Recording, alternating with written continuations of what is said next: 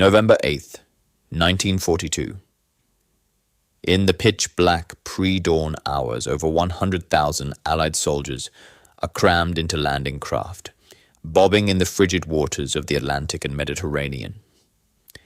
Most have never fired a shot in anger. Many are seasick. All of them are about to make history. They are invading not Nazi Germany, not fascist Italy.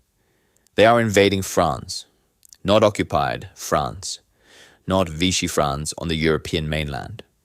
They are storming the beaches of French North Africa, Morocco and Algeria, in the largest, most complex amphibious operation the world had ever seen. And here is the cruelest twist. The men they are about to fight are not their enemies. Not really. They are Frenchmen, soldiers who, just 2 years earlier, had stood shoulder to shoulder with British and American troops against the same German foe now threatening the world. The operation is codenamed Torch. And nobody, not the generals, not the politicians, not the young men in the landing craft, knows how this is going to end. By the autumn of 1942, the Second World War had been raging for 3 years. The United States had been in the fight for 11 months since the shock of Pearl Harbor. But for all the industrial might America was pouring into the conflict, her ground forces had yet to engage the German army in the West. The British, meanwhile, had been fighting and dying in North Africa since 1940. Under the command of General Bernard Montgomery, they had just achieved a stunning victory at El Alamein in Egypt, driving Field Marshal Erwin Rommel's Afrika Korps into retreat. But the British were exhausted, and the Soviet Union, locked in a titanic struggle with Hitler's legions on the Eastern Front, was screaming for a second front, any second front, to relieve the pressure. The question was, where? The Americans, led by Army Chief of Staff General George C. Marshall, wanted to invade northern France directly, strike at the heart of Nazi power, end the war quickly. The British, led by Prime Minister Winston Churchill, argued passionately against this. An invasion of France in 1942, or even 1943, they insisted, would be a bloodbath. The Allies weren't ready. The Germans were too strong. Instead, Churchill proposed what he called the soft underbelly approach. Strike at the periphery. Secure North Africa. Then move to Sicily. Then Italy. Then, and only then, France. After months of bitter transatlantic debate. What some historians call a 6-week transatlantic essay contest. The Americans relented. The target was set. French North Africa. The operation would serve two purposes. For the British, it would secure victory in North Africa by trapping Axis forces between the Torch landings from the west and Montgomery's 8th Army advancing from the east. For the Americans, it would be their baptism by fire, a chance to learn how to fight on a limited scale before the main event in Europe. But there was a problem, a massive one. The French colonies were aligned with Germany through the collaborationist Vichy regime. The French army, navy and air forces in North Africa were technically enemies, and they were formidable. Nearly 120,000 troops, a powerful fleet, coastal fortifications, and an air force. Would they fight? Would they welcome the Allies? Or would they roll out the red carpet for the Germans?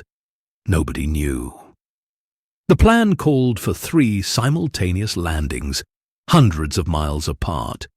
In the west, the Western Task Force would hit Casablanca, Morocco, the principal French Atlantic naval base. In the center Task Force would land at Oran, Algeria. And in the east, the Eastern Task Force would storm Algiers, the Algerian capital. Once these ports were secured, Allied forces would race east to capture Tunisia before German and Italian reinforcements could arrive. If they could seize Tunisia, they would trap Rommel's Afrika Korps between two armies and end the war in North Africa. It was brilliant in theory. In practice, it was a logistical nightmare. On July 26, 1942, a little-known American general named Dwight D. Eisenhower was appointed Supreme Allied Commander of the operation. Eisenhower was not a battlefield commander in the mold of Patton or Montgomery. He had never commanded troops in combat. What he possessed, what would make him one of the most important figures of the war, was an extraordinary gift for coalition building, for managing egos, for forging harmony among allies who distrusted each other. His staff, assembled at Norfolk House in London, had just 74 days to plan the invasion, 30 days from the issuance of orders to execution. The undertaking was staggering in scale. In total, 107,000 Allied troops would participate. 35,000 would land in Morocco under the Western Task Force. 39,000 would hit Oran with the Center Task Force, and 33,000 would assault Algiers with the Eastern Task Force.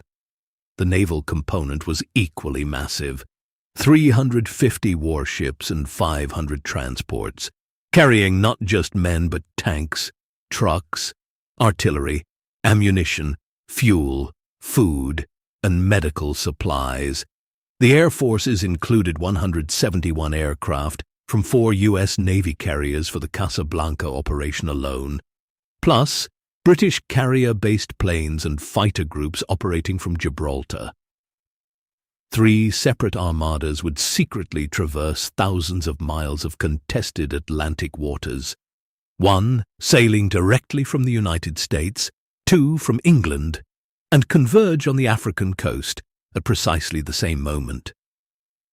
Eisenhower wrote to General Marshall, "I fear nothing except bad weather, and possibly large losses to submarines." He had reason to fear both. The Atlantic was infested with German U-boats. The weather in November was notoriously unpredictable. And the French were the great unknown.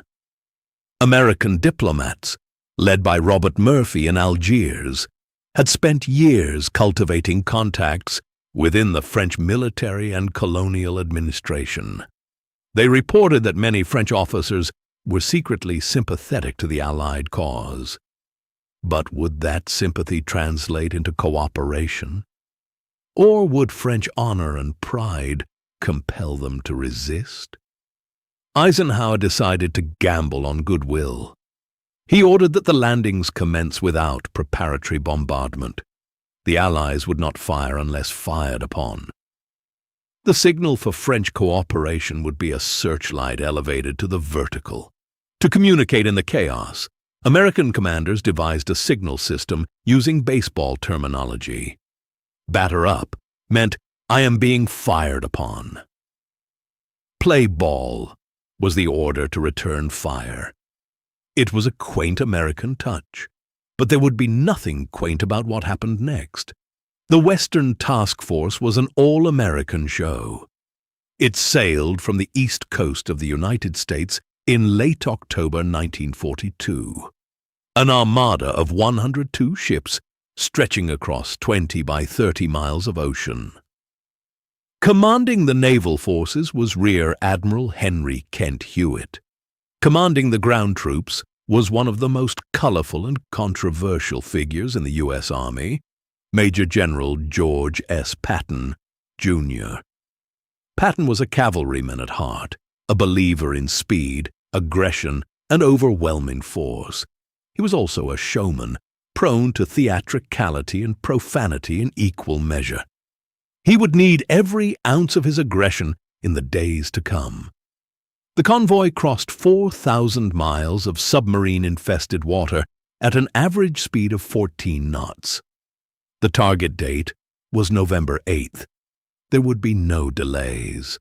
The Western Task Force planned 3 landings. The main assault at Fedala, 14 miles north of Casablanca, a secondary landing at Port Liauti, 65 miles north, and a third at Safi, 125 miles south. The objective was to envelop Casablanca, seize its vital port, and neutralize the French fleet stationed there. And what a fleet it was! The French naval forces in Casablanca were commanded by Vice Admiral François Michelier. His force included the unfinished battleship Jean Bart, France's newest warship, with one operational turret mounting 4 massive 15-inch guns. There was also a light cruiser, 9 destroyers, 11 submarines, and formidable shore batteries, including the El Hank battery with 4 7.6-inch and 4 5.4-inch guns. The Americans came prepared. Their covering force included the brand-new battleship USS Massachusetts, armed with 9 16-inch guns, the older battleships USS Texas and USS New York, the aircraft carrier USS Ranger, 4 escort carriers, multiple cruisers, and 38 destroyers. At 12:30 a.m. on November 8th, Patton's soldiers began loading into landing craft from troop ships positioned 8 miles offshore. The seas were heavy. The darkness was absolute. The jump-off time, originally set for 3:30 a.m., was delayed by nearly an hour. At 4:30 a.m., with no signal of French cooperation, Hewitt ordered the first wave in. What happened next was chaos. The surf off the Moroccan coast was brutal. Landing craft were flipped, dashed against rocks, or swamped by towering waves. At Fedala, 21 of 31 landing craft from one transport were lost. Another transport lost 16 of 31 boats. Men burdened by heavy packs drowned in the surf.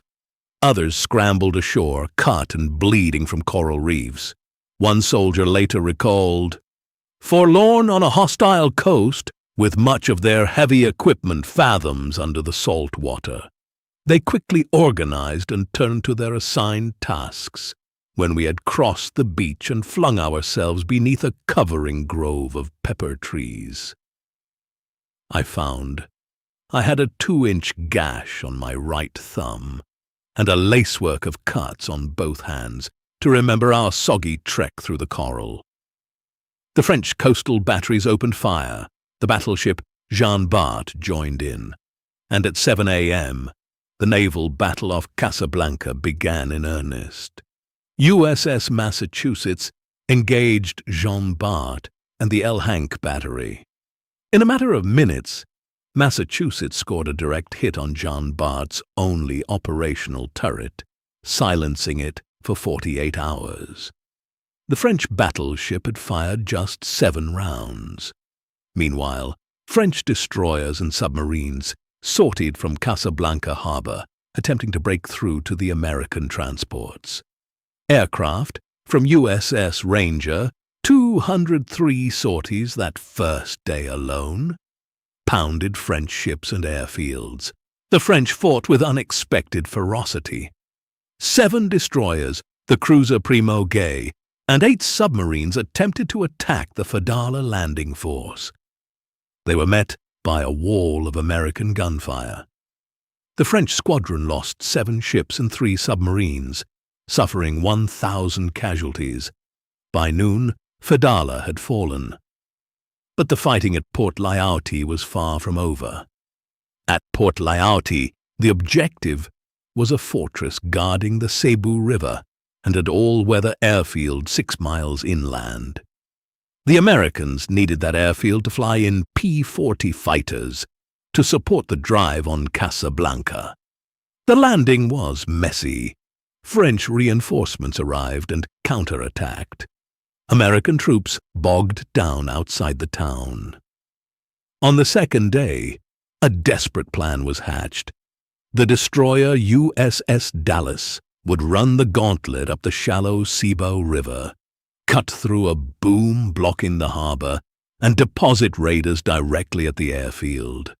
At 2:30 a.m. on November 10th, a small boat carrying 16 men, battling high surf and machine gun fire that wounded half of them, managed to cut the main cable. At dawn, USS Dallas charged up the river through a hail of artillery fire, deployed its raiders in rubber rafts, and by 8 a.m., the airfield was in American hands. The first P-40 landed at 10:30 a.m.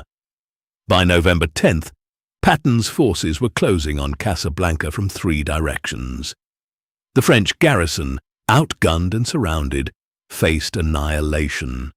Then, at 2 o'clock on the afternoon of November 11th, just 1 hour before Patton's scheduled assault, French emissaries arrived requesting an armistice.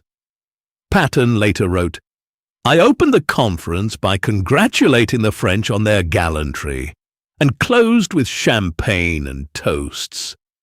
I also gave them a guard of honor. No use in kicking a man when he's down." Casablanca was his, but the victory was not without cost. The Western Task Force suffered approximately 770 killed or missing, and 1,050 wounded in the Fedala Casablanca operation alone. And the danger was not over. On the evening of November 11th, German U-boats arrived. U-173 slipped through the American screen and torpedoed 3 ships. The transport USS Joseph Hughes, the destroyer USS Hambleton, and the oiler USS Winooski. The Hughes sank with approximately 100 men, including her captain. On November 12th, U-130 returned and struck again, sinking 3 more troop transports, USS Edward Rutledge, USS Tasker H. Bliss, and USS Hugh L. Scott, with the loss of nearly 80 more lives. The U-boats were a grim reminder that while the French might have stopped fighting, the Germans most certainly had not. While Patton was fighting for Casablanca, the Center Task Force was making its own bloody landing at Oran, 500 miles to the east. Commanded by Major General Lloyd Fredendall, the Center Task Force consisted of 39,000 American troops, primarily the battle-hardened 1st Infantry Division, nicknamed the Big Red One, and elements of the 1st Armored Division. The naval escort was British, commanded by Commodore Thomas Trowbridge. This Anglo-American cooperation was crucial, and it would be tested immediately. The plan for Oran was audacious. While 2 regimental combat teams landed in the Gulf of Arzew, 24 miles east of the city, a 3rd force, led by Brigadier General Theodore Roosevelt, Jr., would land at Les Andalous, 14 miles west. Armored columns would then push inland, seize 2 airfields, and close on the city from the rear before its 10,000-man garrison could be reinforced. But there was another element, even more daring. 2 former U.S. Coast Guard cutters, now British ships, HMS Heartland and HMS Walney, were given a suicide mission: run directly into Oran Harbor, smash through the boom, and seize the port from within. Aboard were American Marines and British commandos. At 3 a.m., running without lights, they were picked up by French searchlights. The harbor erupted. French ships inside opened fire. Coastal artillery on the bluffs rained down shells. Machine guns on the jetties poured out crossfire. Marine Corporal Norman Boyk, aboard HMS Heartland, later reported 4-inch shells coming through the cutter's sides like blue flame. Heartland missed the boom on the first try. Backing off for a second attempt, she ran the gauntlet of withering fire. The vessel was soon without power and adrift. the dead and wounded piled up on deck and in the water. Despite being wounded himself, Corporal Boyk jumped overboard with a raft, and alongside others, rescued some of the wounded and made it to shore. Both vessels sank with catastrophic losses. 450 men dead out of 600 who had been aboard. 2 Marines, privates first class, James Earhart, Jr. and Robert F. Hoare, were lost. The survivors who reached shore were taken prisoner, though they would be released once the armistice was signed. It was one of the bloodiest episodes of the entire operation. Meanwhile, the main landings at Azu went more smoothly. The beaches were undefended. The 1st Ranger Battalion, under Colonel William O. Darby, scaled the cliffs and captured the port with minimal resistance. But French resistance stiffened on the 2nd day. Tanks and infantry clashed in the hills outside Oran. For the men of the Big Red One, this was their first taste of combat. Men like Sergeant Joe Alexa of Company L, 26th Infantry Regiment. Alexa had enlisted in December 1940, figuring that if war was coming, he might as well start training. Now, 2 years later, he was leading a squad through the dusty hills of Algeria, bullets snapping overhead, watching men he'd trained with for years fall in the dirt. The Big Red One had trained hard, but training is not war. And war, Alexa and his comrades were learning, is a thing that cannot truly be understood until the first bullet cracks past your ear and the man beside you stops moving forever. By November 10th, coordinated attacks by the 1st Infantry and 1st Armored Divisions had penetrated Oran's defenses. The French commanders surrendered. Oran was secure, but the cost, while lighter than Casablanca, was still significant. And the most important target, the one that would decide the political fate of French North Africa, lay another 250 miles to the east.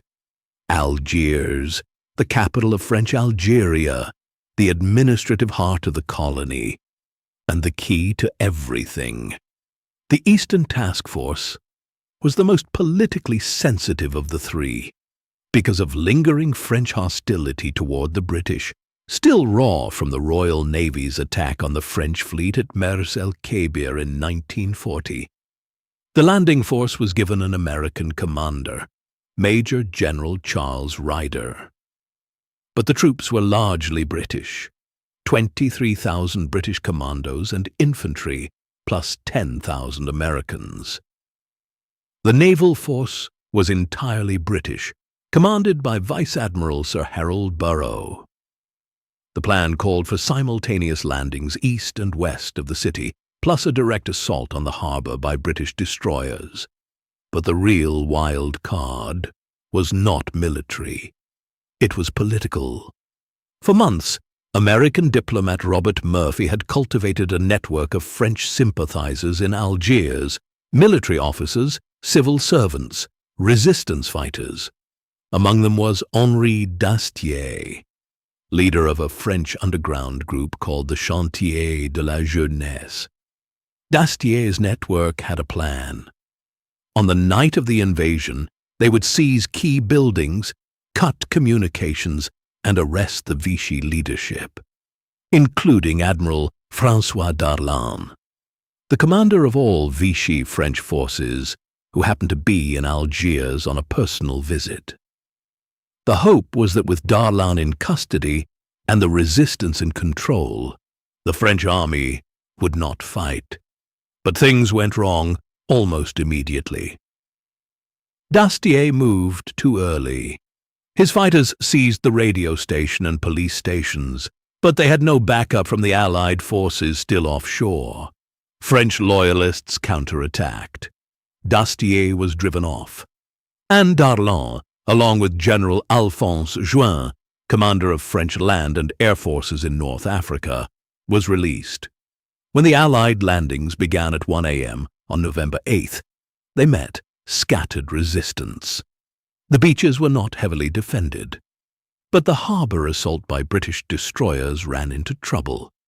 The Boom was rammed, but one destroyer was damaged. Still, the French underground had sown enough chaos to slow the military response. And by the evening of November 8th, D-Day itself, the situation was shifting. Algiers surrendered at 6 p.m. It was the fastest and least bloody of the three landings, and it produced the most controversial result. Admiral Darlan, now the most powerful man in French North Africa, found himself in an impossible position.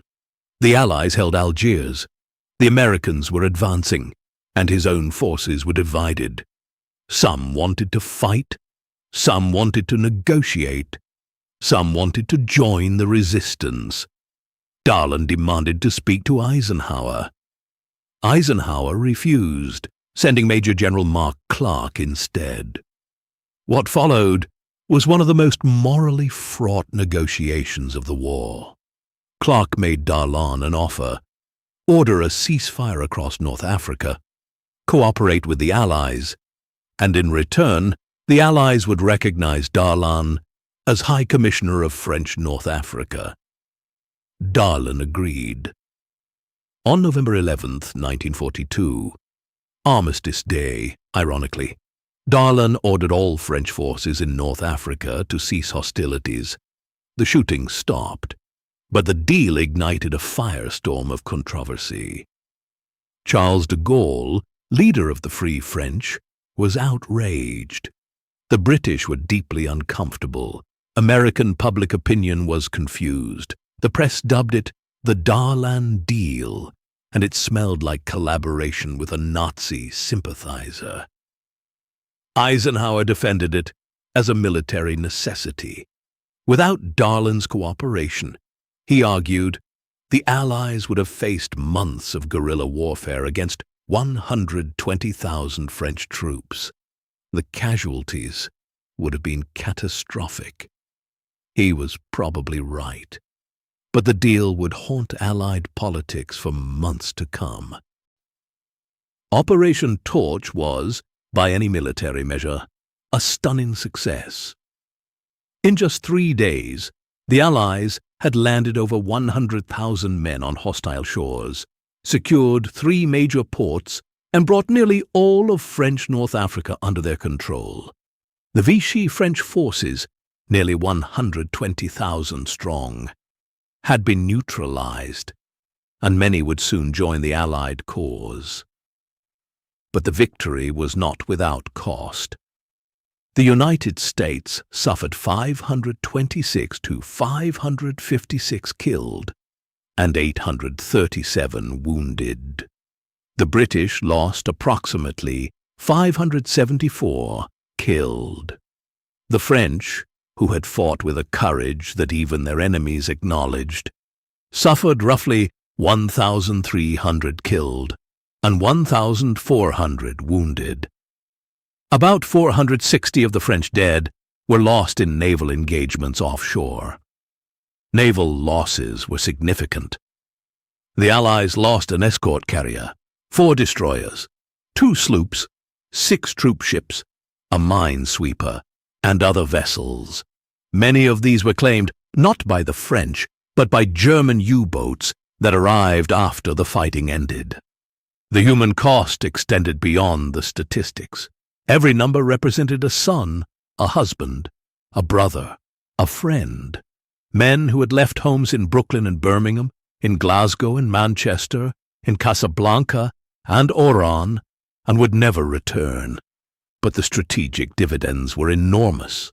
With North Africa secured, Allied shipping could pass through the Mediterranean without having to sail around the Cape of Good Hope, saving thousands of miles and millions of tons of shipping. The stage was set for the invasion of Sicily, and the Americans had learned hard lessons about amphibious warfare that would prove invaluable on the beaches of Normandy 2 years later. And then, 6 weeks after the landings, the political equation changed forever. On Christmas Eve, 1942, Admiral Darlan was assassinated. A young Frenchman named Fernand Bonnier de la Chapelle, acting with connections to French monarchist and resistance circles, walked into Darlan's office at the Palais d'Été in Algiers and shot him twice in the stomach with a pistol. Darlan was rushed to the hospital. As surgeons worked over him, he muttered, "I knew the British would get me at last." He died on the operating table 2 hours later. Bonnier was arrested immediately. He was tried in a secret court and executed by firing squad on the morning of December 26th. He was 20 years old. The assassination sent shockwaves through the Allied capitals. Roosevelt condemned it as murder in the first degree. Churchill was more pragmatic. Darlan's murder, however criminal, relieved the Allies of their embarrassment at working with him, and at the same time left them with all the advantages he had been able to bestow. General Henri Giraud was named to replace Darlan, and gradually Charles de Gaulle and the Free French consolidated their control over the administration of North Africa. The Darlan affair faded from the headlines, but it raised questions that linger to this day. Did the British Secret Service have a hand in the assassination? The head of MI6, Sir Stuart Menzies, happened to be in Algiers at the time. OSS agents had been training potential assassins. Documents would later suggest a web of connections, though nothing was ever proven conclusively. What is certain is that Darlan's death removed the last major obstacle to de Gaulle's leadership, and it allowed Eisenhower to focus on what mattered most: winning the war. But even as the Allies celebrated their victory in Morocco and Algeria, the Germans were not idle. Hitler reacted to torch with astonishing speed. Within days, German and Italian troops were pouring into Tunisia from Sicily. General Walter Nering established a defensive screen. The race was on. Could the Allies reach Tunis before the Axis could fortify it? They almost made it. British spearheads pushed to within 20 miles of Tunis by late November, but mud, rain, and fierce German counterattacks stopped them cold. By December, Eisenhower had to concede defeat in the race for Tunis. The campaign in Tunisia would drag on for 5 more months. It would bring bitter defeats, most notably the American disaster at Kasserine Pass in February 1943, where Rommel's Afrika Korps handed the U.S. Army a humiliating lesson in armored warfare.